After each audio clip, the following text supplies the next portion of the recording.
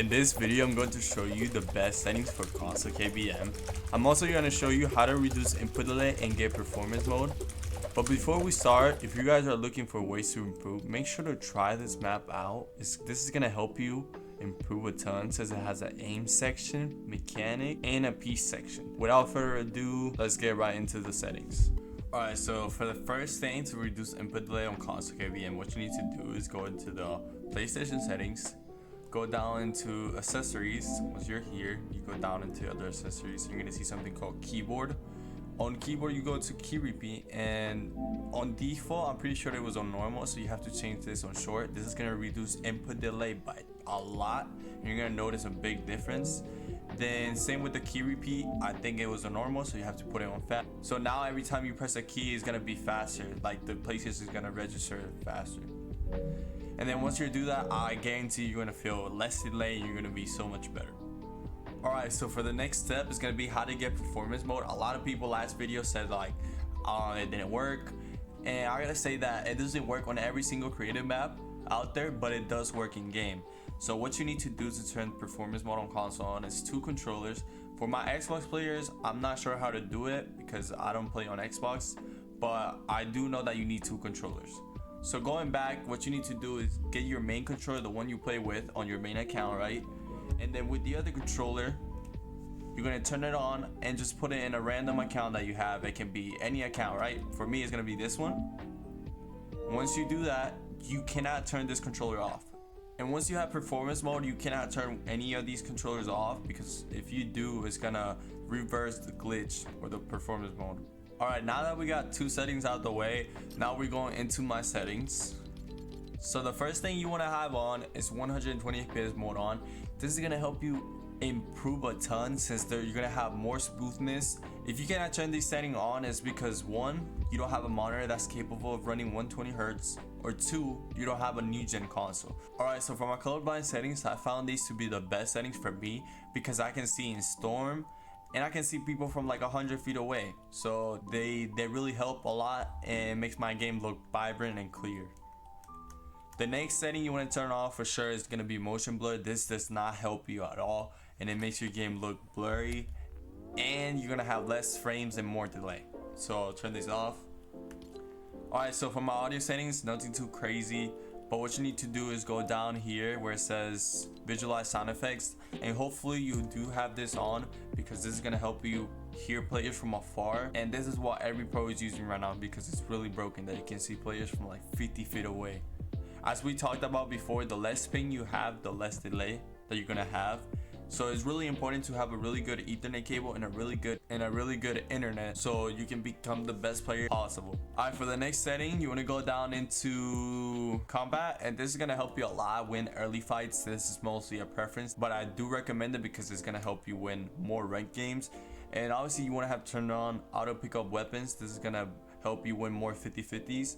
And same with the preferred arm slot, make it to your own preference.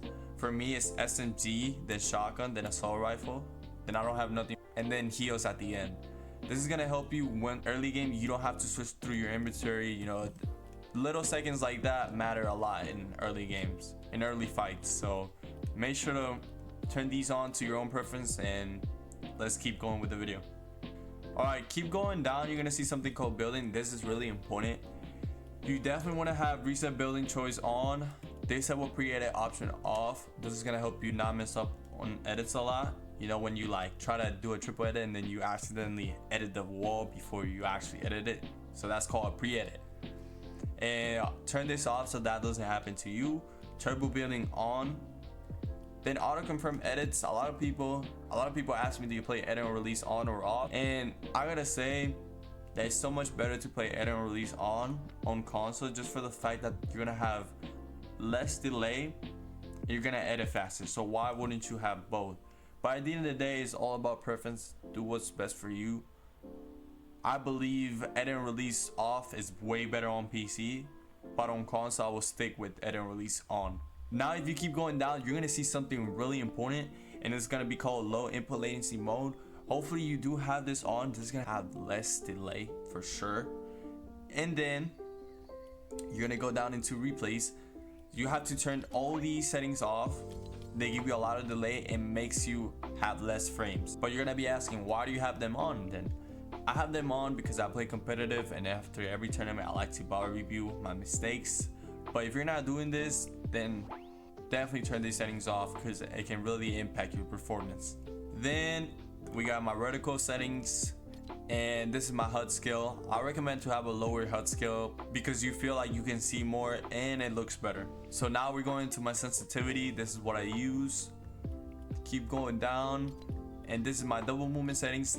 I found these settings to be the best settings to move left and right without losing momentum. So I do recommend you to have this, and if you have lower than this, you might find some problems because a good range for double movement settings is between 72 and 74. And like I said before, anything lower is gonna impact your performance as a player. So now we're going into my keybinds. So you can copy down.